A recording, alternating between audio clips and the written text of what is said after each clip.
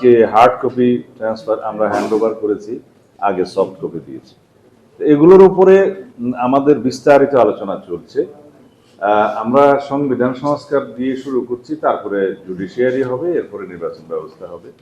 এরপরে আমরা যদি কন্টিনিউ করতে চাই, যদি আমরা আজকে সমাপ্ত করতে না পারি, পরেও আলোচনা হবে। আমরা বুঝাতে চাচ্ছি আমরা সংস্কারের বিষয়ে কতটা সিরিয়াস বিএনপির পক্ষ থেকে। আর যদি ভিতরে যাই তাহলে বলতে হবে যে কনস্টিটিউশন রিফরমেশনের জন্য যে বিস্তারিত প্রতিবেদন, তার মধ্যে 131টা প্রস্তাব আছে, কিন্তু আমরা পেয়েছিলাম স্প্রেডশিটে মাত্র 70টা দফা, যার ফলে বিভিন্ন বিষয়ে আমাদের বক্তব্য দেওয়া তখন আপনাদের সবাইকে জানাতে পারিনি, যদিও বিস্তারিত রিপোর্ট তাদেরকে আমরা দিয়েছি।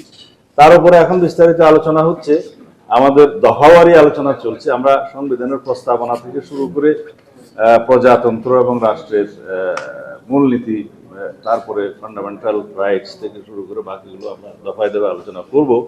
বিস্তারিত আলোচনার পরে কতটুকু কি অগ্রগতি হয়েছে সেটা আপনারা পরে জানতে পারবেন, কিন্তু মোটা দাগে বলতে পারি সংবিধান সংশোধনের বিষয়ে যে সমস্ত মৌলিক প্রস্তাবাবলী ওনারা দিয়েছেন সেই বিষয়ে আমরা আলাপ আলোচনার মাধ্যমে চেষ্টা করব একটা জায়গায় আসার জন্য ঐক্যমত।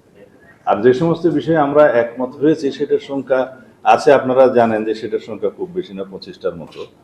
তারপরে 25টার কাছাকাছি কোনো আংশিক মত একমত আছে এবং অন্যান্য বিষয়ে মন্তব্য সহ আমরা আমাদের প্রস্তাব দিয়েছি পাল্টা।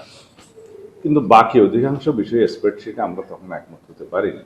আর বিস্তারিত আলোচনার মধ্যে যে দেখেছি 131 দফার মধ্যে অনেক বেশি বিস্তারিত আলাপ আছে, যেমন ন্যাশনাল কনস্টিটিউশন কাউন্সিল সম্পর্কে বিস্তারিত আলাপ আছে, অন্যান্য কমিশন গঠনের বিষয়ে আলাপ আছে, এবং যে সমস্ত বিষয়গুলোতে আমাদের সুস্পষ্ট মতামত আমরা দিয়েছি সেগুলো নিয়ে